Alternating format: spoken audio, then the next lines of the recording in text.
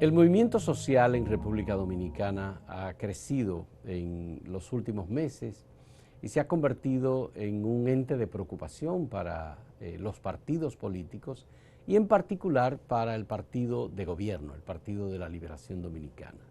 Luego de la manifestación del 22 de enero, en donde miles de personas se congregaron para protestar contra la corrupción y contra la impunidad, el movimiento social representa de algún modo una amenaza. No una amenaza en el sentido de la estabilidad del gobierno, sino una amenaza para aquellos que entienden que las cosas, el status quo puede seguir sin ningún tipo de perturbación. Que siga la corrupción, que siga la impunidad, que sigan los actos dolosos, que siga la escasa transparencia en la gestión pública, y esas cosas pues aparentemente no preocupan. Ahora sí, por eso hemos querido conversar con nuevos actores. En el caso de esta conversación de este día, tenemos la presencia de Stalin Santiago, que es Montero Santiago. Stalin Montero Santiago es miembro de la asamblea de organizaciones que forman parte, que han integrado este movimiento contra la impunidad y contra la corrupción, que realizó la marcha del 22 de enero y que está recabando firmas con el conocido Libro Verde para presentarla como una demanda al gobierno dominicano para que sea designada una comisión de Naciones Unidas o de otro organismo internacional que facilite y apoye una investigación independiente. Stalin Montero Santiago ha participado de todo este proceso como persona. Él es profesor universitario, comunicador, está en términos de sociología, y queremos que nos explique cuál es la naturaleza de este movimiento social. ¿Se puede decir que es solamente un movimiento social o detrás de todo hay una intención política en estas actividades que se desarrollan y que dicen que tiene al presidente con el agua al cuello? Bueno, primero gracias por la invitación. Mira, efectivamente yo creo que no se puede hablar de movimientos social sin que esté implicada el concepto de política como tal. Quizás no el concepto de política que durante los últimos 20, 30 años en República Dominicana se ha intentado promover desde la partidocracia, desde el sistema de partidos políticos, entendiendo y apelando a que las acciones políticas son solo las que se desarrollan en el marco de esa partidocracia. Si nos vamos un poco al concepto de política como categoría de análisis, ¿no? De esa cuestión de administrar y de gestionar la cuestión común que es la sociedad, que es el Estado, nosotros claramente estamos haciendo política. El problema de la impunidad y el problema de la corrupción son problemas políticos a los que hay que darle una respuesta política, y por eso la articulación del movimiento social.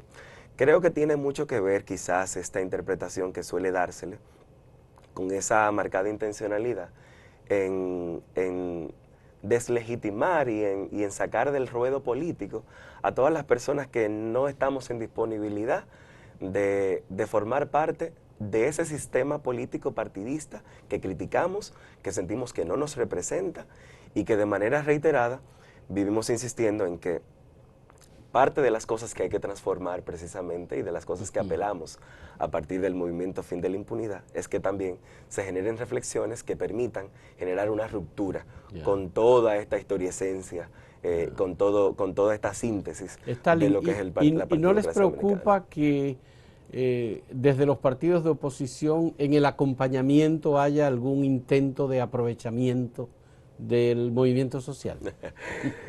Bueno, creo, de manera personal, que es de la que puedo hablar, no me preocupa realmente.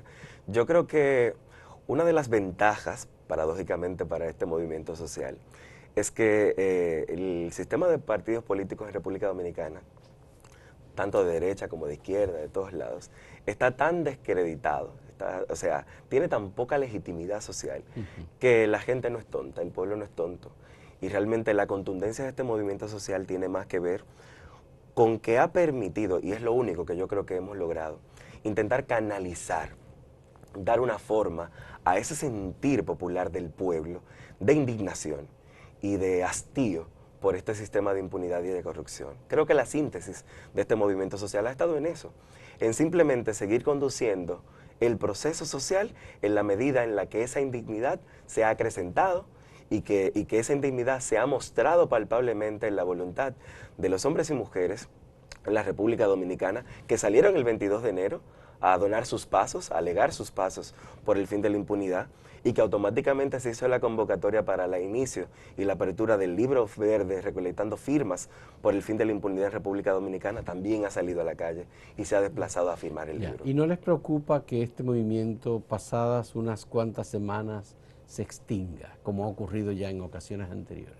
Eso es posible porque los movimientos sociales, de hecho, categóricamente y analíticamente hablando, sabemos que tienen momentos de inicio y momentos de conclusión o de transición. Y son espontáneos, las circunstancias los provocan y luego desaparecen. Este movimiento social tiene una finalidad concreta, que es acabar con la impunidad, como la tuvo el del 4%, con conseguir que por fin se asignara el presupuesto del 4% del PIB de República Dominicana al tema de educación, como lo tuvo el movimiento de los haitises, que se oponía al establecimiento de una cementera en esta reserva natural. O sea que vemos que como espectro histórico, como espectro en tiempo, sabemos que los movimientos sociales tienen una periodicidad que pueden mutar, y de hecho me parece, y es de las cosas que yo rescato como activista social y como sociólogo, sobre todo, veo la lectura de que la contundencia de este movimiento social con relación a otros movimientos sociales anteriormente en República Dominicana tiene muchísimo que ver con esa escuela de formación y participación política desde una nueva perspectiva. Yo creo que sin el 4%, sin los haitises, sin otras manifestaciones, sin las luchas feministas, sin esa no es mi constitución, creo que la marea verde, creo que esta marcha verde por el fin de la impunidad no habría tenido la contundencia. Creo que la ciudadanía, en sentido general, ha asumido la importancia de participar de los procesos políticos desde un nuevo referente. Mira, Stalin, cuando uno lee la historia dominicana, uno se da cuenta de que la impunidad nació con la República en 1844 y que se han dado muchos procesos indignos, como tú les llamas, que terminan siendo siempre impunes. Tal vez uno de los mayores procesos de indignidad fue la dictadura de Trujillo de 30 años, con tantos crímenes, robo, abuso. Aquí no se condenó a nadie por la dictadura de Trujillo. No hemos sanado, no hemos sanado esa Los Trujillos se fueron y salieron indemnes, en definitiva, porque se llevaron incluso hasta el dinero que tenían acumulado, parte de ese dinero. Hubo empresa pública que no se la podían llevar, y eso se convirtió en Corde, pero Corde fue dilapidada por los políticos, continuó la misma cosa. Entonces, ¿cómo una cosa como la impunidad que surge con la República se puede terminar con un movimiento social ahora en el siglo XXI? Claro que ¿Cómo sí. es eso, Claro que Stalin? Sí. Explícamelo bien. Súper importante, las rupturas, los procesos de ruptura. Ruptura. Nosotros, a diferencia de lo que muchos se han insistido desde el oficialismo, y qué bueno que ha sentido este temor, y qué bueno que siente este miedo, como visiblemente se nota, lo decimos con claridad, nosotros no nos estamos poniendo solo a una gestión de gobierno que visiblemente tiene un interés por seguir ocultando cosas. El que nada teme, el que nada debe, nada teme. Y yo creo que la irrespuesta de la actual gestión del presidente Medina en la presidencia no es más también de que un miedo a que este filtro por el que queremos pasar el tema de la corrupción y la impunidad en República Dominicana pudiera sancionarles inclusive a esta propia gestión. Pero el problema de nosotros no solo es Danilo Medina. Ya. El problema de nosotros es muchísimo más. Es Danilo Medina, es Leonel Fernández e Hipólito Mejía, y es el sistema político, ese sistema corrupto, impune, al que nosotros estamos llamando a que hay que acabar. Claro. No es con ellos solamente, es con ese sistema. ¿Qué tú dirías si Danilo repite la frase, no tiremos piedras al pasado? Yo creo que esa frase simplemente viene a corroborar lo que hemos visto. Hubo personas que en su momento, como yo mismo, debo reconocer que tuve algún tipo de aspiración, que tuve cierta esperanza en que realmente una gestión de Danilo, que había sido un tipo técnicamente valioso, valeroso para el Estado Dominicano, y que tenía ahí unas experiencias de éxito a lo interno de su partido en la gestión de la cuestión común de su partido. Sin embargo, yo creo que al día de hoy, y sobre todo pasadas las elecciones, después de esa reelección que él 1000 veces dijo que no se realizaría, es muy poco el valor que se le puede dar a lo que el actual presidente Danilo Medina Sánchez nos plantea. Bueno, vamos a hacer una pausa en este diálogo con Estali Montero Santiago, activista social, miembro del movimiento organizador de la lucha contra la impunidad y la corrupción.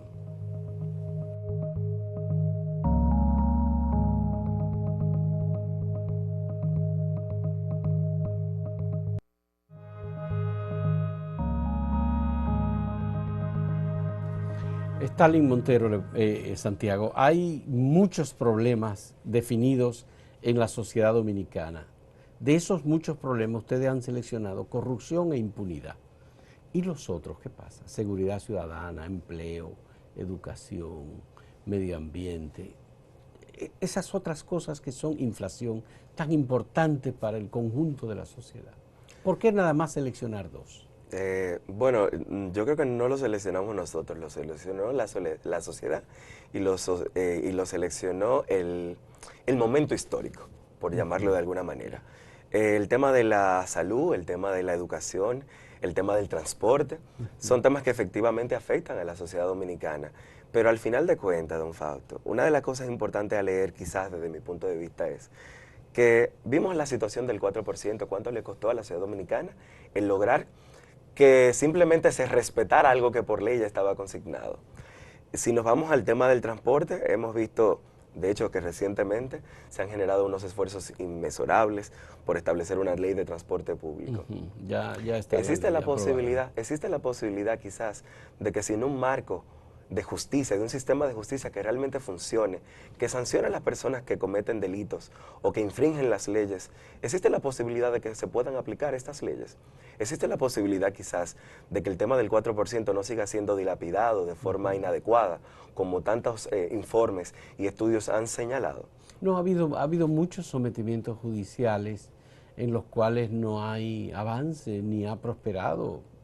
El caso más emblemático es el del Ministerio Público contra Félix Bautista. Sí, yo creo que es algo... Ni siquiera fue discutido por la Suprema Corte de Justicia, ni fue a juicio de fondo. No, entonces yo creo que por eso precisamente el tema de la impunidad y ese componente de vinculación del tema de corrupción e impunidad con el sistema de justicia, por la ausencia de sanciones que puedan servir de ejemplo por un lado, y yo no me gusta mucho utilizar el concepto de sentencias ejemplificantes, que a veces se apela mucho a ellas, porque entiendo que no solo son ejemplos lo que hay que dar, es un tema, ese sentido de que cuando doy un ejemplo estoy poniendo un peso especial, una carga especial sobre un actor social, quizás por lo que represente. Me parece que lo que hay que comenzar a hacer es justicia, realmente en todo el sentido de la palabra. Y cuando ustedes hablan de lucha contra la impunidad, ¿están hablando del sistema de justicia? También estamos hablando del sistema de justicia. Estamos hablando de un sistema que tiene que comenzar primero a poner un ojo especial sobre el tema de la transparencia. Sobre el tema de la transparencia, de forma vital. En República Dominicana, a mí me sorprende muchísimo cuando yo veo los rankings internacionales, incluso el que hace el mismo Ministerio de Administración Pública, premiando algunas instituciones del Estado por el tema de transparencia, cuando aquí sabemos que esa ley de libre acceso a la información pública no es una utopía porque es un hecho, está ahí presente y en algunos casos mínimamente se cumple, pero que deja mucho que desear. Stalin, en el caso de que, por ejemplo, se hiciera una acusación sobre las personas que recibieron los 92 millones de dólares de soborno entregados por Odebrecht, ¿tú crees que el sistema de justicia los procesaría y los condenaría? El sistema que tenemos ahora no. El que debe accionar con la respuesta de un pueblo en las calles, de un pueblo exigiendo el fin de la impunidad, sí. Es decir, no es lo mismo tú tener las altas cortes sancionándote un caso, dilapidándote un caso, sin que haya ningún tipo de presión social, sin que haya el temor de que una sociedad indignada muestre una respuesta socialmente contundente a este problema, no es lo mismo. ¿Y una comisión internacional podría aplicar sanciones? No puede. Una comisión internacional no, pero una comisión independiente sí. y de hecho con una comisión independiente con un acompañamiento internacional que al fin de cuentas es el parte del marco jurídico dominicano. Y lo explico porque me imagino que usted hace referencia a lo que estamos exigiendo dentro de este pliego de Sí, demandas, sí, a eso me estoy de la refiriendo. incorporación de una comisión. Que es un poco como el símil del CIGIC de Guatemala. Algo similar, Ajá, exactamente, ok. efectivamente. Es una comisión de fiscales independientes que tiene un componente y para eso de hecho se ha promovido una idea de un perfil que deben tener estos fiscales. Hablamos de que deben ser fiscales de carrera, fiscales independientes que no hayan tenido ninguna vinculación en Que ningún están acto hoy en el Ministerio de corrupción. Público. Sí, claro. Hay gente honesta, don Fausto, dentro del sistema de justicia. Sí. No realmente todo no está Es decir, corrompido. son fiscales dominicanos Fiscales que están en el dominicanos Ministerio Público que actualmente. están en el Ministerio Público actualmente, que no, No han tenido dependerían, históricamente no han estado vinculados a ningún acto de corrupción y que no han pertenecido ni han sido dirigentes y militantes de un partido político. no dependerían de la Procuraduría General de la República en este caso. Del Ministerio Público, obviamente. Sí. Del Ministerio Público. ¿Y recibirían órdenes del Ministerio Público para la investigación? Como las reciben actualmente, pero lo que quisiera rescatar de este proceso es que hay gente dentro del sistema que las presiones del sistema y de quienes lo dirigen no han sido suficientes para corromperles. Ha habido gente que ha renunciado cuando no ha aguantado más presiones y hay gente que ha decidido quedarse y dar la batalla. Ya. Y nosotros creemos que este proceso debe estar acompañado de esa gente que ha servido de ejemplo de que se puede dentro del sistema Stalin, también. ¿y quiénes le darían continuidad en el ámbito ya de la justicia a lo que hagan esos fiscales? La justicia dominicana. Esta Suprema Corte de Justicia. Esta Suprema Corte de Justicia con todas las revisiones y con un pueblo vigilante. Por ejemplo, nosotros estamos hablando Pero el claramente. pueblo estaba vigilante cuando el caso Félix Bautista, con el caso Víctor Díaz Rúa. Yo creo que el sentido de vigilancia y de expectación no es el mismo. No es el mismo. A ver, yo creo que una explícame. cosa es estar parado Bien. una cosa es estar parado frente a las bocinas del oficialismo, frente a los medios de comunicación, radio, televisión, leyendo periódicos, y otra cosa es estar vigilantes para dar una respuesta contundente a qué ocurre con esta decisión final. ¿Cómo sería no esa hubo grandes movilizaciones con relación al caso Félix Bautista. Hubimos personas que, claro, mostramos nuestras indignaciones, salimos a las calles, protestamos frente a la Suprema Corte de Justicia. Pero yo creo que lo pasado el 22 de enero y lo que está pasando en el país en este momento con la recolección de firmas es una muestra concreta de que este pueblo no está en disposición. No solo no está en disposición de que nos vendan gato por liebre en esta ocasión, sino que está en plena disposición de salir a las calles a reclamar que se nos respete. Bueno, ha habido procesos en algunos países, por ejemplo en Argentina, en donde hubo que cambiar por completo la Corte Suprema de Justicia, en el caso después de la salida de Menem como presidente de ese país, porque él la tenía cooptada, ¿no? Así es. Entonces, yo no sé si ustedes pedirían cambiar por completo la Suprema Corte de Justicia en una responsabilidad que básicamente corresponde al Poder Ejecutivo, porque es el que controla el Consejo Nacional de la Magistratura. ¿Eso entra dentro de los reclamos que ustedes piensan llevar a cabo? Según las condiciones de este momento, ese es un escenario posible lo adelante, más no definido. Es decir, nosotros como movimiento social, creo que ni yo ni ninguno de los compañeros que formamos parte de ese espacio amplio de organizaciones y de personas independientes constituidos en asamblea como parte del movimiento social Fin de la Impunidad, podemos tomar esa decisión. Esa es una decisión que solo puede ser tomada en la medida en la que la sociedad, en la que el pueblo dominicano decida que eso puede ser un componente importante para la continuidad de la lucha. ¿Y tú ves alguna receptividad en el Poder Ejecutivo, en la presidencia, para crear un tipo de comisión así? Bueno, yo soy de los que dice que al Poder Ejecutivo se le elige, y le elige un pueblo que es el único soberano. Y se supone que quienes están ahí están para hacer lo que su jefe, que es el pueblo único y soberano, decida. Y creo que el pueblo está hablando de mucha claridad, con mucha claridad. Es con lo de las firmas, ¿verdad? Está hablando con lo de las firmas, está hablando con lo de las marchas y con un sinnúmero de otras manifestaciones. ¿Cuántas firmas le van a entregar a la presidencia de la República con la solicitud? Bueno, se habló este fin de semana, el pasado domingo, se hizo el primer corte y ya íbamos sobre las 100.000 firmas. Yo creo que 132.000 firmas el corte que se hizo el sábado. El que se hizo el domingo. Al domingo. Se anunció el domingo. Se anunció el domingo, exacto, y se hizo el sábado. Sí. Yo creo que no habría un número. Yo creo, y desde el principio lo decía. A mí, al igual nos preguntaban al inicio con lo del 22 de enero, cuáles eran las expectativas de la cantidad de personas que esperábamos. Yo creo que fuimos un poco cacciosos en eso, y que de hecho creo que nosotros mismos nos quedábamos cortos en lo personal, yo mismo pues, debo confesar que me quedé muy corto en lo que esperé que podía salir de eso. Y más que la cantidad de gente, que hablamos de un mar de gente, hablamos de una manifestación de 3 horas concretas, de personas transitando desde la avenida 27 hasta el Parque Independencia, es una muestra contundente de que cuando el pueblo decide que está cansado y que no está en disposición de seguir siendo burlado, está ahí. Y yo creo que eso va a pasar con las firmas y va a pasar con muchas otras manifestaciones que vendrán después como parte de las decisiones del pueblo. Bueno, hacemos una pausa en este diálogo con Estali Montero Santiago, activista social, de los líderes emergentes en este nuevo movimiento que está dando un poco de carpeta en República Dominicana en este caso. Un momentito.